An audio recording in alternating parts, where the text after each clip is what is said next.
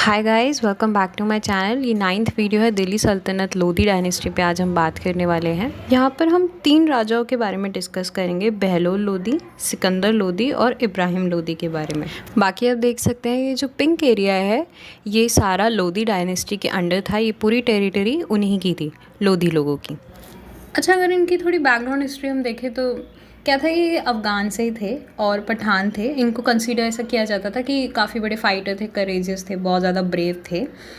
अब हम देखें तो पहले बहलोल लोधी का इंटरेस्ट जो था वो दिल्ली में था। उसने अटैक भी किया था पर वो नाकाम रहा। बट उसको एक अपॉर्चुनिटी मिल गई क्योंकि खुद ही हामिद खान ने उसको बुला लिया, इनविटेशन दिया कि आप यहाँ पे रूल कर लो। तो वो वहाँ से अपनी लोधी डायनेस्टी वहाँ पे सेटअप कर लेता है। उसके बाद लोधी डायनेस्टी वहाँ से स्टार्ट हो जाती है।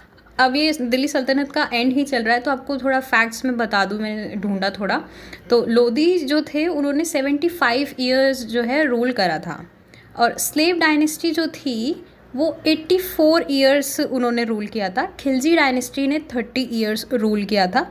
तुगलक डायनेस्टी जो है सबसे ज़्यादा इसने रूल किया था, 93 ईयर्स तुगलक डायनेस्टी ने रूल किया था। फिर ये आपका सैयद डायनेस्टी जो है वो 37 ईयर्स इन्होंने रूल किया था। तो अगर इसकी रैंकिंग अगर मैं आपको बताऊं लोएस्ट से हाईएस्ट, तो फिर इस तरीके से हम इसे अरेंज कर सकते हैं। सबसे कम जो रूल करने वाले थे वो खिलजी थे, फिर सैयद, लोधी, स्लेव और तुगलक।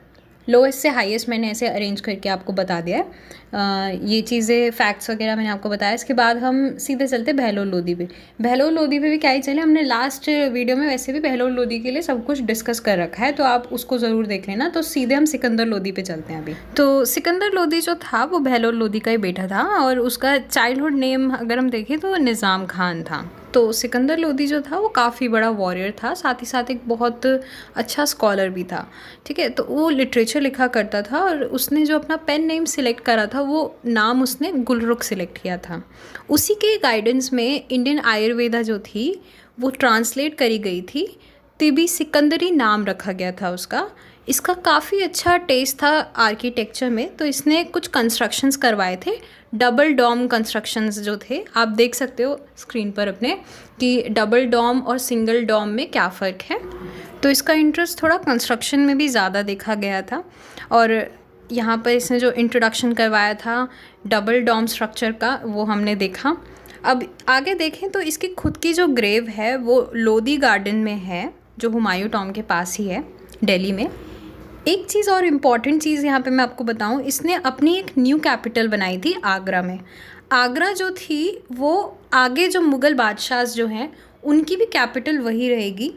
और आपको एक चीज़ यूनिक चीज़ बता दूँ कि जो आगरा सिटी थी वो इसके ही द्वारा कंस्ट्रक्ट करवाई गई थी और इसने अपनी कैपिटल पहले दिल्ली थी, फिर उसके बाद इसने आगरा कर दी। तो क्या होता है कि सिकंदर लोधी क्या करता है, अपनी पूरी टेरिटरी को 2 पार्ट्स में डिवाइड कर देता है क्योंकि उसके 2 बेटे थे, एक इब्राहिम और एक कलाल। तो उसने क्या करा, 2 पार्ट्स में मतलब एक बंटवारा कर दिया, उसने 2 पार्ट्स में डिवाइड कर दी टेरिटरी को। तो जो इब्राहिम था उसको उसने दिल्ली और आगरा दिया, कलाल को जौनपुर और कल्पी दिया। तो जब डिवीज़न हो रहा था इब्राहिम उस टाइम वीक था तो इसीलिए वो कुछ नहीं कर पाया था। उसने क्या करा, जैसे डिवीज़न हुआ उसने एक्सेप्ट कर लिया। पर बाद में क्या होता है, जब वो पावरफुल हो जाता है तो वो क्या करता है, कल्पी और जौनपुर भी कैप्चर कर लेता है अपने भाई से।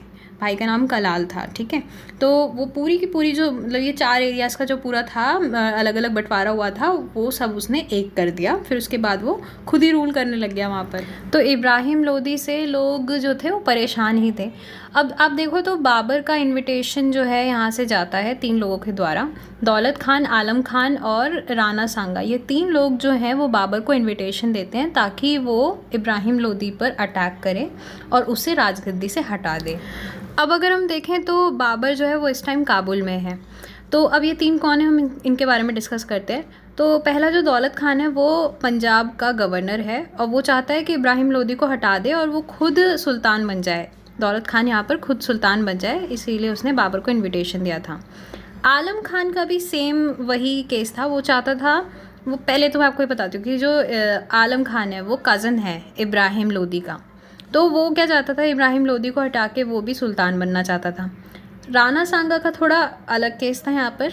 राणा सांगा जो था वो मेवाड़ का किंग था और वो क्या चाहता था, अपने हिंदू रूल को सेटअप करना चाहता था। जैसे उसके फादर थे राणा कुंभ, उस तरीके से वो भी इस चीज़ को आगे ले जाना चाहता था, वो भी हिंदू रूल सेटअप करना चाहता। तो इन तीनों का ये थोड़ा कुछ फ़ायदा होना था, इसीलिए इन्होंने क्या करा, इनविटेशन दिया बाबर को। बस थोड़ी गलती इनसे ये होगी कि इनको ये लगा कि इब्राहिम लोदी पे अटैक करने के बाद जो बाबर है वो वापस चला जाएगा, पर ऐसा होता नहीं है। बाबर क्या करता है, इब्राहिम लोदी को हरा तो देता है battle of Panipat, first battle of Panipat में, पर क्या होता है उसके बाद वो अपनी मुग़ल एम्पायर यहाँ पर इस्टेब्लिश कर देता है और अपना रूल करने लग जाता है। अब थोड़ा सा जान लेते हैं फर्स्ट बैटल ऑफ पानीपत के बारे में। ये जो लड़ाई थी वो 21 अप्रैल 1526 में हुई थी। लड़ाई किस किस के बीच में हुई थी, जैसे हमने पहले ही डिस्कस कर लिया है, बाबर और इब्राहिम लोदी के बीच में हुई थी। बाबर जो था वो काबुल में था, ये भी मैंने आपको बता दिया है। 3 इन्विटेशन दिए गए थे, ये भी मैंने आपको बता दिया है कि इब्राहिम लोदी पर अटैक करना। 3 जनों ने इसको इन्विटेशन भेजे थे, जिनका नाम क्या क्या था, दौलत खान, आलम खान और राणा सांगा। अच्छा, पानीपत की लड़ाई से पहले 4 अटैक इसने, बाबर ने क्या करा था, पंजाब पे भी करे थे। यहाँ के रूलर को हराने के बाद इसको जब कॉन्फिडेंस आ जाता है, तब ये क्या करता है, इब्राहिम लोदी पे अटैक करता है। इब्राहिम लोदी को फर्स्ट बैटल ऑफ पानीपत में हरा देता है। उसके बाद क्या होता है, यहाँ पर दिल्ली सल्तनत का एंड हो जाता है और मुग़ल एम्पायर यहाँ से स्टार्ट हो जाता है 1526 से ही।